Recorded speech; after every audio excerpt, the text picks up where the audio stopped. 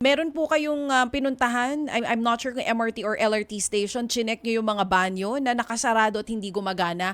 Ang sumbong ng ilan, sir, sa mga train stations daw po natin, halos lahat daw ng mga banyo ay talaga naman daw hindi magamit nitong mga commuters. Kakaunti lang daw yung mga train stations na may bukas talaga ng mga banyo. Paano po bang plano nyo doon? Tama po, nung last Sunday po, may nagsabi po sa akin na tignan yung mga banyo ng LRT1, specifically LRT1, kasi nakasarado at hindi pinapayagan ng commuters. So nagbigay po ako ng kautusan kaagad na from now on, lahat ng palikuran, banyo, ng lahat ng istasyon ng pampubliko under DOTR, kailangan bukas at malinis sa commuters. So pinuntahan po natin tong LRT1, Pedro Hill Station to be exact. At nakita nga po natin ang sitwasyon, hindi lang madumi, nakasarado at hindi pinapagamit. So sinabi ko sa LRTA, which is under DOTR, na kami na muna ang gumastos, ipaayos namin, and we have to hingi na lang kami ng reimbursement from the operator. The concessionaire. The good thing po, may magandang news, may good news po dito, nakipagpulong na po ang operator, ang concessionaire sa LRTA. Sino po ito? LRMC. Okay, itong Operator ng LRT1. This is the MVP and Ayala Group Tama po. na concession, right? Tama okay, po. go ahead, sir. At nagbigay sila ng plano na ayusin na po nila lahat ang kanilang banyo. Bubuksan na po nila. But in the first place, Bakit kinakailangan ko nakasara? silang utusan? Oo. I mean, sorry, sir. In the first place, kung iyan na-privatize nyo na Tama. at pinayagan na po yung aumento sa pamasahe, ba't kinakailangan pa silang utusan? Tama po. At yan po ay kasama sa kanilang mga obligasyon. At ngayon naman po, Sorry po, Seka. Pero di ba? Opo. Hindi ho ba din, paano ba management yan? Okay, yan po ay isa na pribado.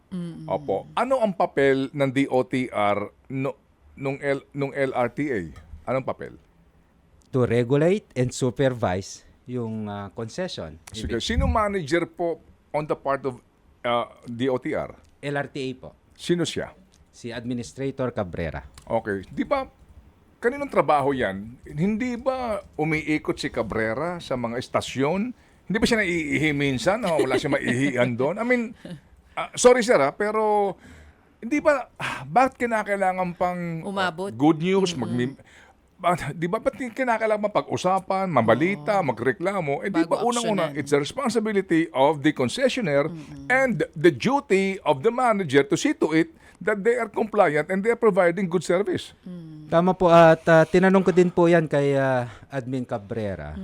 At pinakita niya naman, ang dami niyang sulat sa LRMC na talagang calling the attention of the management of the concessionaire na you have to open this, you have to fix these bathrooms. Bakit nung dinidinig ang petition for fare increase, hindi niya na-raise yan?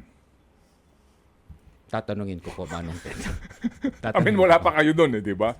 Di ba? Bakit nung humingi ng fare increase, agad-agad ibinigay? Yung pala, hindi sinasagot ng mga sulat niya.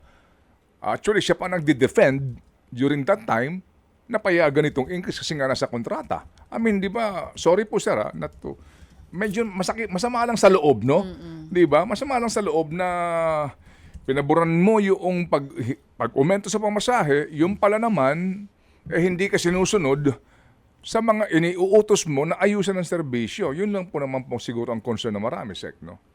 Tama po, Manong Ted. At naiintindihan na po namin. Ako po, naiintindihan ko po. At the good thing, tignan na moving forward. Moving forward. Pati yung mga istasyon na walang banyo, maglalagay na sila ng portalet. Mga kapatid, brothers and sisters, saan ka pa? Dito na tayo sa totoo. Dito na tayo sa True FM. Mga kapatid, mag-subscribe and follow po kayo sa social media accounts ng True Network PH. Yan po kami. Hanapin nyo lang True Network PH, Facebook, Instagram, YouTube, TikTok, and podcast.